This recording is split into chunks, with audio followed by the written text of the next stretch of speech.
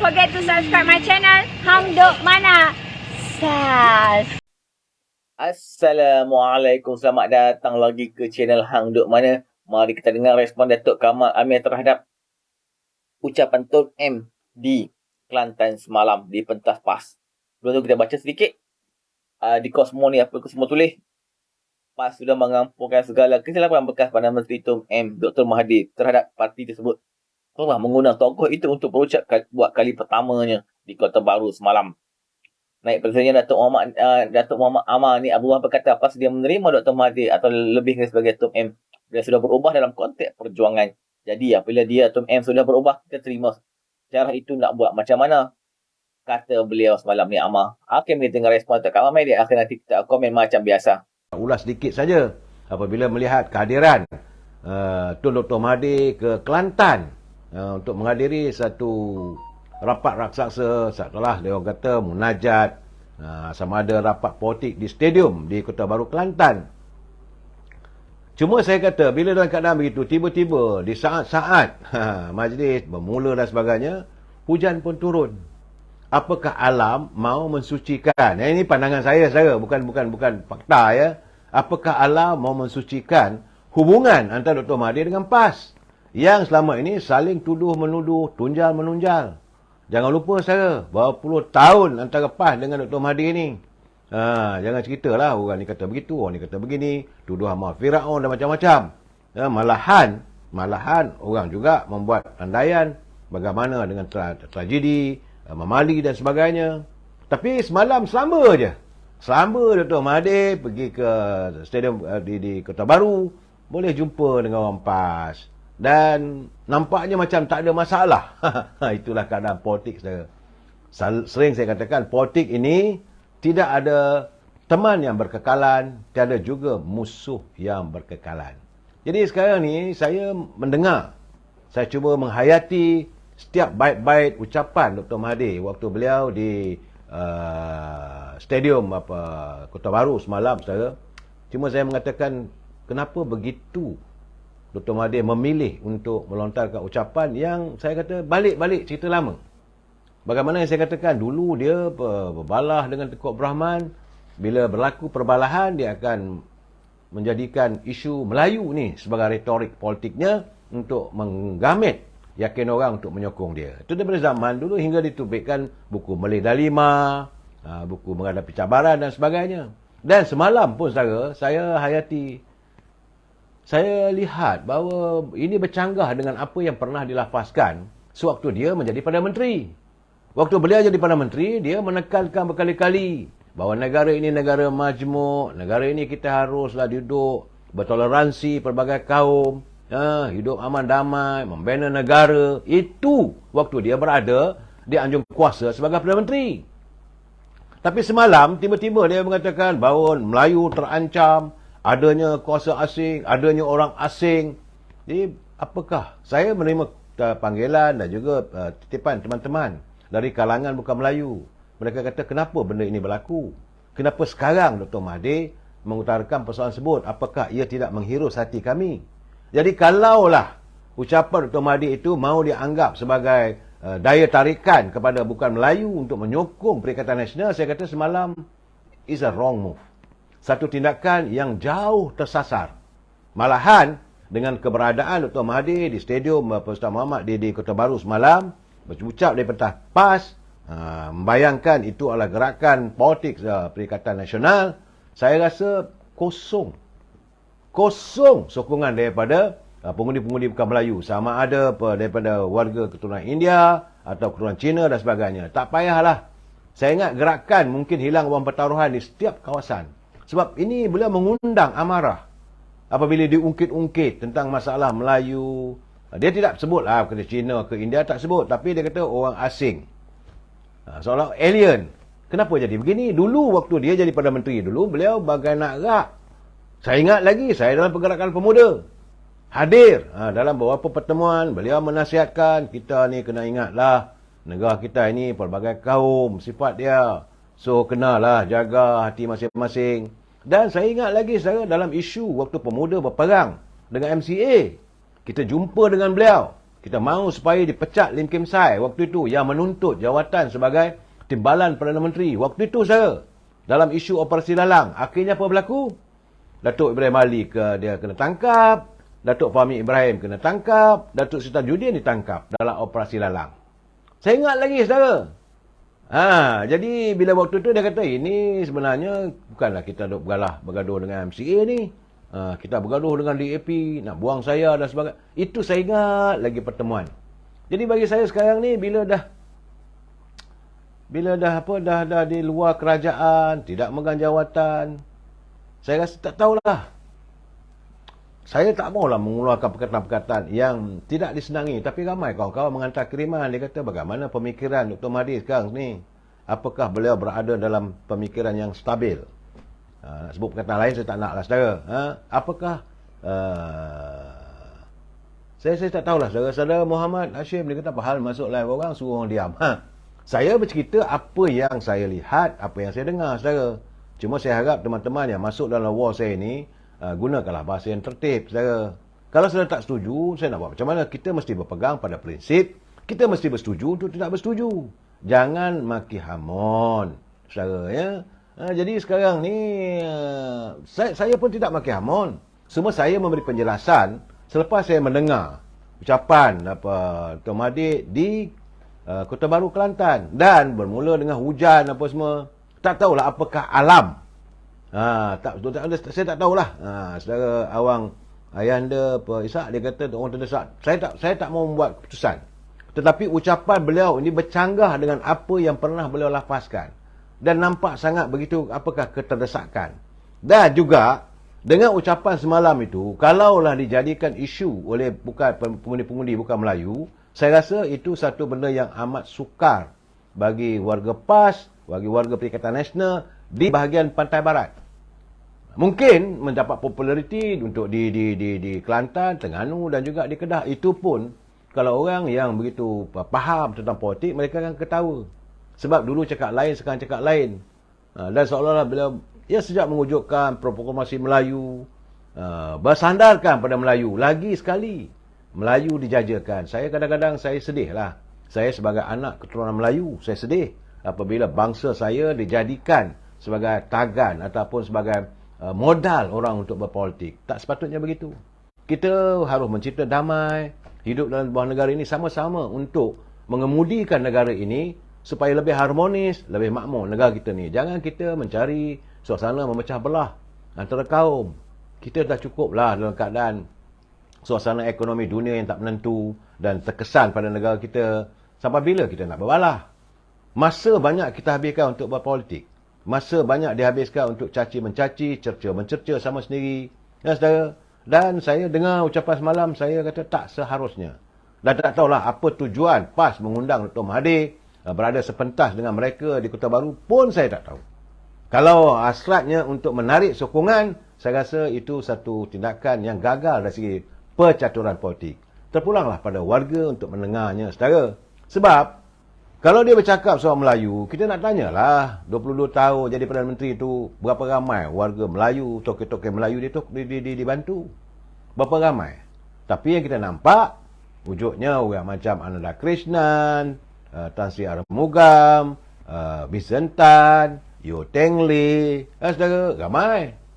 Orang Melayu pun cuma seorang je lah. Ini Tan Sri Syed Mukhtar Al-Bukhari, seorang je. Yang lain bagaimana?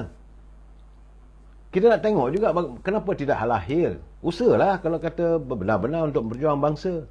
Nak tunjuk bahawa dominasi kita. Kalau kita dominan, saya tak nampak begitu. Tindakan kita tidak menampakkan bahawa adanya unsur-unsur menggambarkan kita dominan.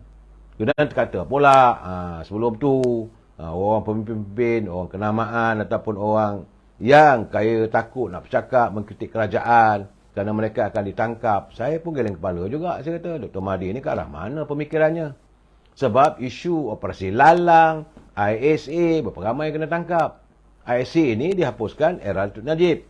Dan saudara, sebelum saya terlupa, saudara, eloklah kita berdoa pada Allah SWT agar Datuk Seri Najib dapat segera pembebasan. Kerana hari ini adalah hari ulang tahun kelahiran Datuk Seri Najib. Bila sebut Datuk Najib tu sedih juga lah kita. Beliau merayakan hari ulang tahunnya di dalam penjara. Saudara, sebelum saya terlupa. Saudara. Dan dalam keadaan begitu, ini Dr. Mahathir pun dia marah Dr. Najib kerana menghapuskan ISA. Jadi artinya isu ISA ni berapa ramai yang kena tangkap. Hari ini dia lah mengatakan bahawa pihak kerajaan menggunakan pihak berkuasa untuk menekan, menangkap dan sebagainya. Itu kenyataan dia 1-2 hari lepas. Saya kata, sebab itu bila pimpinan daripada Perikatan Nasional, saya tak ada cemburu, saya ambil lah, tak ada masalah. Sebagai warga UMNO, kita gelak lah saya. Tetapi sebagai rakyat yang cinta damai, saya merasakan tindakan mengundang Dr. Mahathir dan mengizinkan beliau berucap, dan ucapannya sebegitu adalah merugikan anda, terpulanglah saudara. Sebab itu sekarang ni, saya agak tertarik dengan tulisan daripada saudara Yang Muhammad Faiz Fadil. Ini anak, ini bekas pemimpin PAS. Ada di antara kiriman pada saya rasa wajar juga kalau saya dapat baca. Dia kata sudah tiba masanya untuk gelombang merah biru mengambil alih Kedah. Ini khususnya dia bercakap tentang Kedah lah. Begitu juga Kelantan dan Terengganu. Kerana selama ini katanya kegagalan PAS mentadbir 3 negeri dengan baik telah menyebabkan anak muda terpaksa merantau jauh untuk mencari rezeki. PAS dan Perikatan Nasional wajib katanya diketepikan. Kerana mereka gagal menguruskan ekonomi di 3 buah negeri dengan baik. Hidup rakyat yang sejahtera dan bergantung pada pertumbuhan ekonomi sesebuah negeri tidak terjadi, katanya. Jadi dia memperincikan 7 sebab. Pertama, dia kata sumbangan ekonomi 3 negeri ini terlalu kecil walaupun saiz negeri yang besar. Kelantan, Terengganu dan Kedah hanya menyumbang 1.8%, 2.5% dan 3.4% KDNK negara pada tahun 2022. Jauh beza dengan sumbangan 74% Pulau Pinang dan 25.5% Selangor dan KDNK kepada KDNK negara. Jadi data-data ini menunjukkan kegagalan mengurus ekonomi.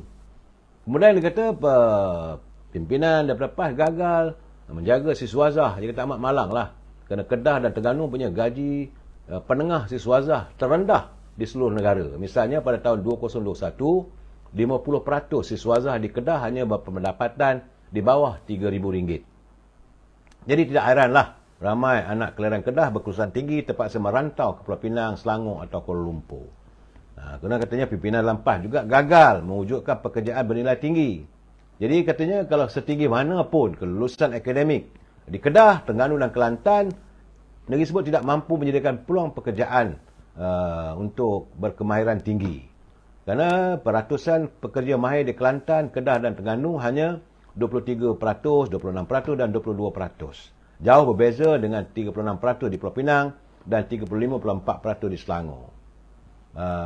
Begitu juga dengan penyediaan kemudahan asas juga gagal disediakan. Saudara, pihak ini pimpinan daripada kerajaan di 3 negeri itu, PAS lah yang menguasai di Kelantan, Terengganu dan Kedah, gagal membasmi kemiskinan. Tak kala Esko Kelantan menikmati kemudahan katanya. Ini seperti kata Kereta Mesdis, Kelantan merekodkan kadar kemiskinan mutlak paling terburuk di Semenanjung, iaitu 12.4%. Kedah merekodkan kadar kedua terburuk pada 88%. Sebaliknya, negeri-negeri bawah Pakatan Harapan mempunyai kadar kemiskinan mutlak terendah. Selangor 1.2%, Pulau Pinang 1.9% dalam usaha membasmi kemiskinan. Jadi itu keadaannya, saudara. Itu yang saya dapat tulisan saudara Fadil, yang hantar kiriman pada saya. Beliau adalah wakil ahli Dewan Negeri di Pulau Pinang, saudara. Anak mantan Presiden PAS. Nampak gayanya dia ahli daripada Parti Amanah.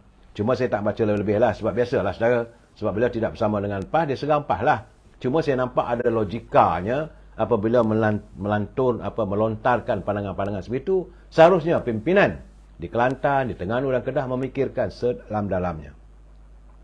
Baik, saudara. Kita pergi pada countdown PRN. Iaitu countdown pilihan raya negeri di 6 buah negeri. Tinggal 7 hari lagi, saudara. Itu hari penamaan calon.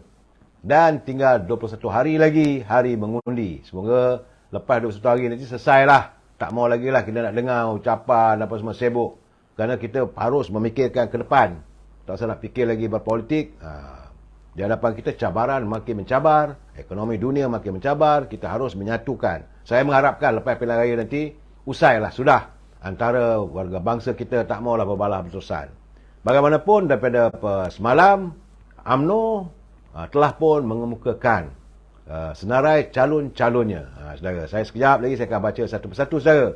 Dan saya melihat terdapat 4 orang bekas Menteri Besar dijadikan taruhan oleh UMNO. 4 bekas Menteri Besar itu iaitu Menteri Besar Terengganu Datuk Seri Ahmad Said, Datuk Seri Dr. Ahmad Razif juga mantan Menteri Besar Terengganu,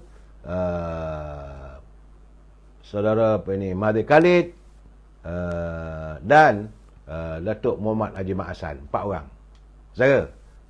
Jadi dalam pada itu, saudara, saya melihat calon wanita kali ini diturunkan adalah seramai 12 orang. Dan Kedah merupakan negeri yang paling ramai calon daripada wanita, itu seramai 5 orang, saudara. Kita tengoklah nanti apa resultnya, saudara. Dan inilah kali pertama UMNO Barisan Nasional bekerjasama dengan Pakatan Harapan.